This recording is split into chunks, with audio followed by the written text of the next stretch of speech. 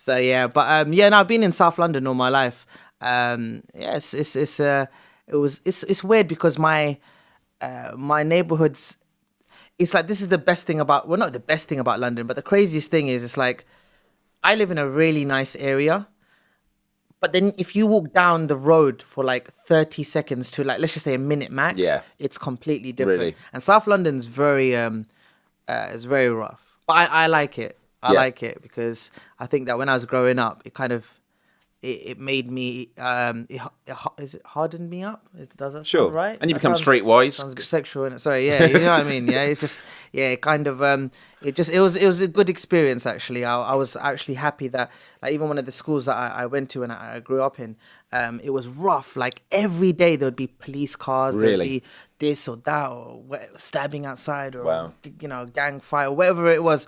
But yeah, it just, I don't know, like, because I was just thrown into that kind of world, I just learned so much. Sure. And I liked it because I was like, I'd rather that than going to, like, not saying that there's anything wrong with a private school or, a really nice school. Obviously, there's more benefits in that, I guess. But at the same time, it just kind of showed me a different side to reality. So as I was growing up, I was more street smart. And I Sure. thought that was quite a cool part of my life. Yeah. I think it is good just having that variety because I've had a weird mix. So I went to a state primary school. Yeah.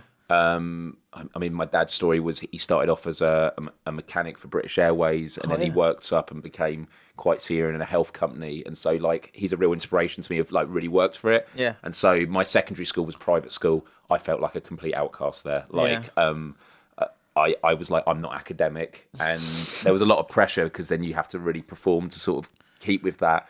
But it was interesting in having that mix.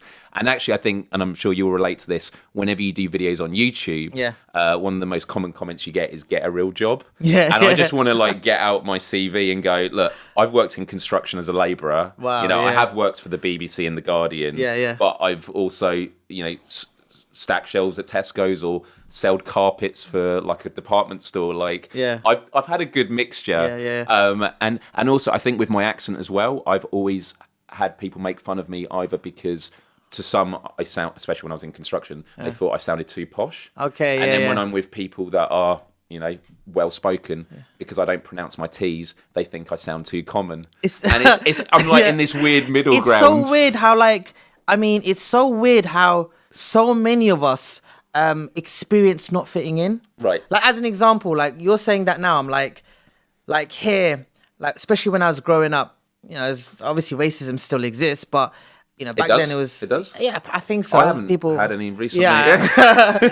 But like with me, I was like, okay, sometimes, like, when I'm in this country, you feel kind of like an outsider. You don't feel, you want to say, oh, I'm British. I was born in this country. I was, raised in this country, and sometimes like certain people will make you feel that you don't belong here. And then I go to Pakistan. And, that's for me, it should be my home. It's where my parents are from. It's my roots. It's my culture. And I'm there. And I remember, like, we live in a small village in Jhelum.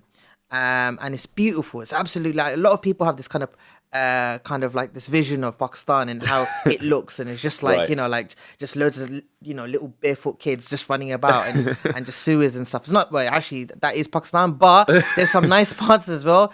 And we're like in the middle of nowhere.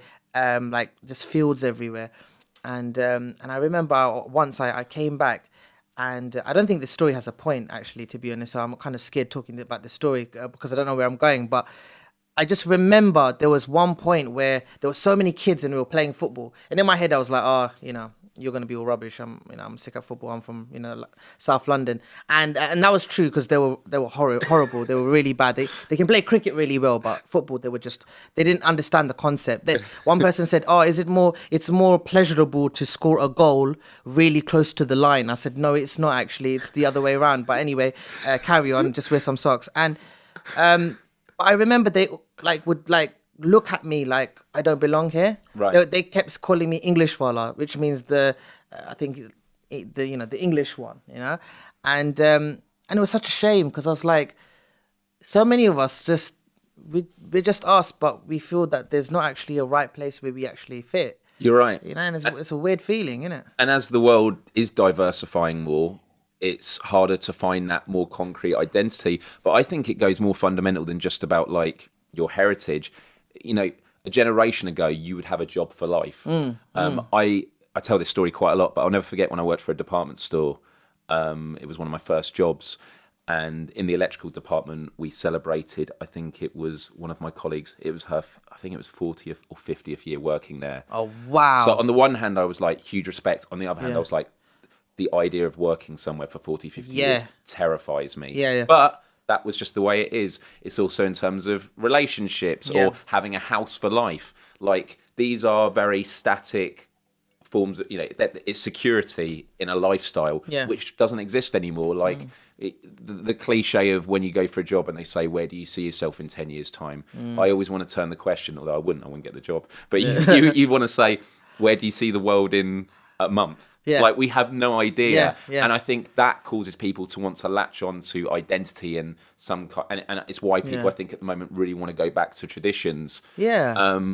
But the world is a lot more complicated. And as you say, people have an idea of what Pakistan is like, and that might be true of some areas.